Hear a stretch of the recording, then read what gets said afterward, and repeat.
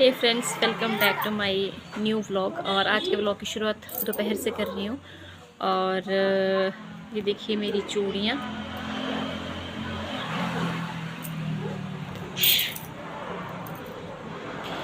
तो अभी मैं बिल्कुल सिंपल तरीके से रेडी हुई हूँ। देख सकते हैं आप मेरा सूट, ये वाला सूट लिया था मैंने। तो गाइज़, ये वाला जो सूट है वो रेयॉन कॉटन में है।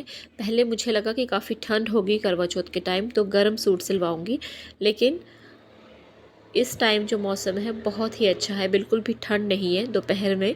इसीलिए मैंने रेयॉन कॉटन का सूट लिया है और इसका कलर बहुत ही प्यारा है, लाइट पिंक में। तो अभी सुहागी वगैरह बांटते हैं, वो वाला काम करूँगी। और उसके बाद फिर मंदिर को सजाऊंगी जहाँ की मुझे बैठ के पूजा करनी है।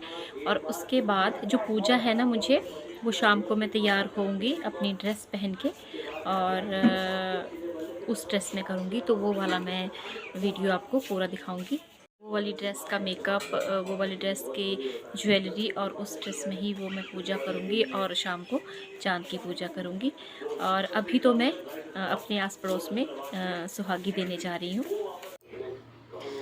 तो सुहागी देने के बाद अभी टाइम 4:30 बज चुके थे, तो सोचा कि साथ में मैं राजमा चढ़ा देती हूँ। सुबह मैंने पानी में भिगो दिए थे, उसके बाद फिर मैं मंदिर की सजावट करूँगी, अपनी पूजा कर लूँगी कंप्लीट।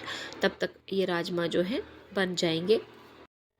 तो ये करवा चौथ माता की जो पूजा होती है, इसकी जो विधि है, ये बहुत ही सिंपल तरीके की है।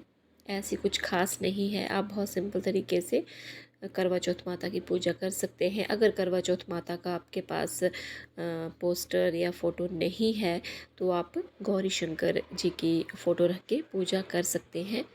और उनसे ये प्रार्थना करेंगे कि जिस तरह की गौरी जी का सुहाग अमर है, उसी तरह से हमारा सुहाग भी अमर रहे। और एक करवा ले लेना है, उसमें आपने अनाज डालना है, या चावल भी डाल सकते हैं, गेहूँ भी डाल सकते हैं, और एक पानी का भर के साथ में रख देंगे। और 16 श्रृंगार का जो सामान है वो रख देना है। और उसके बाद जो भी आप सामान देना चाहते हो अपने सास को या किसी को भी, जेठानी को, वो भी आपने साथ में रख के, उसके बाद फिर दिया जला के धूप बत्ती करके माता की आरती कर लेनी है। अगर आप आसपास के इकट्ठे होकर औरतें पूजा कर रही हैं, या घर में देवरानी जेठानी हैं, तो आप साथ मिल के पूजा करके फिर कथा सुन के तो अपना जो सामान होता है, करवा होता है, उसे बदल सकते हैं। लेकिन ऐसा नहीं है, कई जगहों पे करवा नहीं बदलते। और ये अपनी अपनी आस्था है, इसमें कुछ खास नहीं ऐसा है कि ये चीज़ ज़रूरी ही होती है। लेकिन मैं यहाँ पे अकेली हूँ, तो जो करवा है वो मैं अभी पार्वती माता को बोल के कि पार्वती माता सुहाग दे, पार्वती माता सुहाग दे, इस तरह से 7 बार करके अपना जो करवा है वो मैं बदलूँगी। तो इस गड़वे में मैंने अभी जल रखा है, और इसके ऊपर फिर ढक्कन दे के उसके ऊपर फिर मैं दिया रख दूँगी। लेकिन वो वाला दिया अभी नहीं जलाऊँगी, क्योंकि वो दिया फिर अगर अभी जला दिया तो बुझना नहीं चाहिए जब तक कि चाँद की पूजा ना हो जाए। तो उसे मैं थोड़ी देर बाद ही जलाऊँगी, जब चाँद निकलने का टाइम हो जाएगा तब तक बाकी की पूजा जो है वो मैं कर लूँगी। और इस गिलास में मैंने नारियल का पानी रखा है, और इस गिलास को भी लाल डोरी से मैं इसके आसपास बांध दूँगी और फिर रख दूँगी पूजा में।